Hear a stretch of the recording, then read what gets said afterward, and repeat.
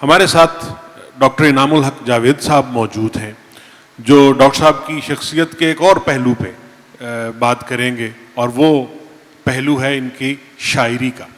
تو میں ڈاکٹر انعام الحق جاوید صاحب سے گزارش کرتا ہوں کہ ڈاکٹر صاحب کے حوالے سے آپ بھی اپنے تاثرات کا اظہار کیجیے۔ بھی ریسنٹلی ڈاکٹر صاحب کا مجموعہ کلام بھی شائع ہوا ہے جو بڑے اہتمام سے شائع کیا گیا ہے۔ بات یہ ہے کہ میرے جتنے بھی ریفرنس ہیں، حوالے ہیں، دوستیاں ہیں، سب پیر و مرشد عطا الحق قاسمی صاحب کے توسط سے آگے بڑھتی ہیں کہ میں کچھ نہیں ہوں، انہوں نے جو جہاں بھی لے کر گئے۔ تو میں یہ بتانا چاہتا ہوں کہ میرے تعلقات ڈاکٹر آصف ریاض قدیر صاحب سے 30 سال پرانے ہیں، 30 ایئرس۔ ڈاکٹر صاحب کی شخصیت کے بہت سے پہلو ہیں جو شاید پوری طرح سے واضح نہ ہو سکیں، لیکن میں ہر پہلو پہ تھوڑی تھوڑی بات ایک دو فکروں کی کروں گا۔ کچھ باتیں جو ہو گئی ہیں ان کو نہیں دہراؤں گا۔ سب سے پہلے یہ ہے کہ ڈاکٹر صاحب جس فیملی سے تعلق رکھتے ہیں وہ ایک بہت عظیم فیملی ہے۔ ان کے والد ڈاکٹر ریاض قدیر صاحب کنگ ایڈورڈ میڈیکل کالج کے دوسرے پرنسپل تھے، سیکنڈ پرنسپل۔ پہلے پرنسپل کرنل الہی بخش تھے۔ یہ دوسرا، انہیں فادر آف میڈیسن کہا جاتا تھا ان کے والد کو، اور بڑے بڑے لوگوں جو ہیں وہ ان کے مریض تھے، میں نام نہیں لیتا۔ اب یہ تین فیملیاں پھر ایک دوسرے کی قریبی رشتہ دار ہیں۔ ماشاءاللہ کا 8-9 بہن بھائی ہیں ڈاکٹر صاحب۔ اب مولانا مودودی صاحب، کرنل الہی بخش صاحب اور ڈاکٹر ریاض قدیر صاحب، ان کے جو بچے ہیں، جو فیملیز ہیں، یہ ایک دوسرے سے ان کی رشتہ داری ہے۔ They are 3 big families on the back of doctor Asif Riaz Qadeer. ان کی والدہ ایم اے انگلش تھیں، بہت پڑھی لکھی خاتون تھی۔ کچھ 1-2-4 سال پہلے ہی ان کی وفات ہوئی ہے، اور وہ سینچری پوری اپنی مکمل کرنے والی تھیں۔ بہت نفیس خاتون تھی۔ میرا ان کے ساتھ بہت گھریلو تعلق رہا ہے۔ جو میں شروع میں بات کی تھی کہ میرے تمام حوالے عطا الحق قاسمی صاحب سے شروع ہوتے ہیں، تو یہ 30 سال پہلے کی بات ہے کہ میں بھی امریکہ میں تھا، عطا الحق قاسمی صاحب بھی اپنا کے مشاعرہ میں تھے، اور اپنا کے اس وقت یہ کرتا دھرتا بھی تھے ڈاکٹر صاحب صدر، اور اس کے اور عزیر احمد صاحب بھی تھے۔ تو رات کو جب مشاعرہ ختم ہو گیا جس ہوٹل میں تھے، تو عزیر صاحب، میں اور ڈاکٹر صاحب اپنی گاڑی میں ہم دونوں کو شہر گھمانے کے لیے لے گئے، گولڈن برج، اور ساری رات ہم گھومتے رہے۔ اور پہلی دفعہ مجھ پہ منکشف ہوا کہ ڈاکٹر صاحب کا ادب سے کتنا گہرا تعلق ہے۔ اور اس کے بعد پھر ماشاءاللہ ان کی 12 کتابیں شائع ہوئیں، اور شاعری کی بھی، مرتب کرتا بھی۔ اور پھر اب آخری بات کتاب کی کر کے کہ میں نے جب دیکھا انہیں گزشتہ کچھ عرصے سے کہ یہ فنا فی القائد اعظم ہو گئے ہیں۔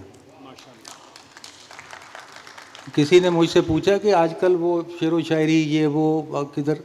میں نے کہا جی وہ آج کل فنا فی القائد اعظم ہو گئے ہیں۔ قائد اعظم کے مزار پہ گئے ہیں، اس کمرے میں گئے ہیں۔ پچھلے سال مجھے بھی بلایا انہوں نے برطانیہ میں، جس کمرے میں بیٹھ کر ان کی اسمبلی کے کمرے میں، وہ جو بھی 9 کہلاتی ہے اسٹریٹ، اس کمرے میں، جس کمرے میں جناح نہرو اور لارڈ ماؤنٹ بیٹن نے بیٹھ کر اس کاغذ پر دستخط کیے تھے جب پاکستان بنا، تو یہ صرف اس کے لیے پچھلے سال وہاں انہوں نے تقریب رکھی اور وہاں سے آئے۔ تو میں نے کہا کہ اب میں یہ کہتا ہوں کہ پہلے کہتا تھا فنا فی القائد اعظم ہے، اب کوئی پوچھتا تو میں کہتا ہوں انہیں قائد اعظم ہو گیا ہے، کیونکہ اس قدر ہر 24 گھنٹے یہ اس گفتگو میں لگے رہتے ہیں۔ دوسرا پہلو ان کا یہ ہے کہ یہ بہت بڑے فلنتھراپسٹ بھی ہیں، جس کا کسی کو پتہ نہیں، اور یہ خود بھی ذکر نہیں کرتے۔ وہ کشمیر کا زلزلہ ہو، وہ تھر کے معاملات ہوں، وہ فلڈز کے معاملات ہوں، تو ڈاکٹر صاحب ٹیموں کی ٹیمیں لے کر آتے ہیں، اور خاموشی سے، ہمیں بھی پتہ نہیں چلتا، کسی ذریعے سے مجھے یہ پتہ چلا، اور پھر یہ مان گئے۔ تو یہ وہی مصرع ہے جو ابھی پڑھا گیا تھا کہ امریکہ میں رہتا ہوں اور پاکستان میں ہوتا ہوں۔ وہ جو پہلا مصرع انہوں نے کہا تھا کسی زمانے میں، وہ اب ان کا خواب بن گیا ہے کہ پاکستان تو ہے، بانی پاکستان کے حوالے سے اب ان کی 2 کتابیں آ رہی ہیں. 150ویں سالگرہ ہے قائد اعظم کی دسمبر میں. اس سے پہلے ایک انہوں نے قائد اعظم پہ لکھی ہے کتاب، وہ آ رہی ہے. اور اس کے بعد قائد اعظم شاعروں کی نظر میں ایک مرتب کی ہے انہوں نے کتاب.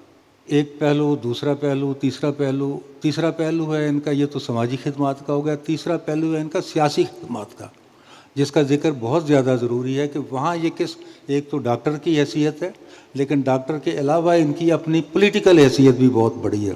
آپ نے ابھی تصویر میں دیکھا ہوگا شیلا جیکسن مرحومہ ہو گئی ہیں، وہ پاکستان کوکسس کی وہاں پہ ہیڈ ہیں وہ ہل ویو میں. اور ڈاکٹر صاحب اس کے نمبر 2 ہیں، ایسے سمجھیں کہ وہ کسی کے جلسے میں جائے یا نہ جائے، ڈاکٹر صاحب فون کر دیں تو وہاں وہ ضرور آئے گی، کیونکہ ان کو ان کے مزاج کا پتہ ہے کلو.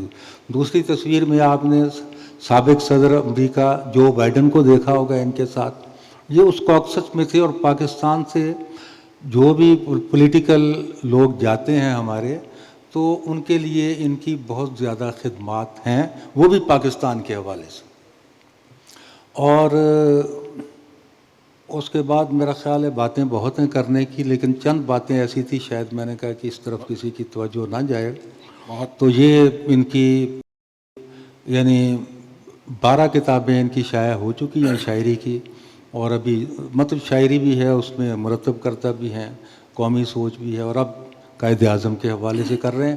تو ہم سب کے لیے، پاکستانیوں کے لیے، پاکستانی ادیبوں کے لیے یہ بات بطور خاص قابل فخر ہے کہ ہمارے ایک بڑے آدمی، ایک شاعر، ایک ادیب، ایک دانشور وہاں پر بیٹھے ہوئے جو ہیں پاکستان کے لیے کام کر رہے ہیں. میں نے جب بھی ان کو یہاں سے فون کیا ہے، ان کے پاس پاکستان سے کوئی نہ کوئی بندہ گیا ہوا موجود ہوتا ہے.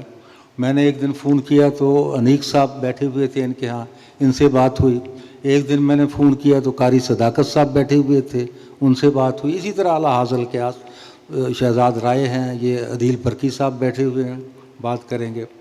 تو کہنے کا مقصد کہ یہاں سے کوئی بھی گیا ہے، کوئی فنکار، کوئی دانشور، تو دامیں درمیں سخنیں یہ ان کے لیے خدمت کے لیے موجود ہیں. اور سب سے بڑی بات یہ ہے کہ یہ پاکستانی ہیں اور پاکستان کے لیے سوچ رہے ہیں. Thank you very much. بہت شکریہ، بہت شکریہ ڈاکٹر صاحب. ڈاکٹر صاحب نے جو ہے وہ ڈاکٹر آصف ریاض قدیر صاحب کی ادبی خدمات کے ساتھ ساتھ ان کی سماجی فلنتھروپسٹ کے حوالے سے اور سیاسی خدمات کا بھی ذکر کیا. تو یہ مختلف پہلو ہیں، مختلف گوشے ہیں ڈاکٹر صاحب کے، جو وہاں پر موجود جتنے بھی پاکستانی ہیں یا جو پاکستان سے ادیب یا دوسرے لوگ وہاں جاتے ہیں تو وہ کس طرح سے وہ ان کے لیے ہیلپ فل ثابت ہوتے ہیں، اور کس طرح وہاں پر انہوں نے امریکہ میں بیٹھ کر بھی ان کو پردیس کا احساس نہیں ہونے دیا.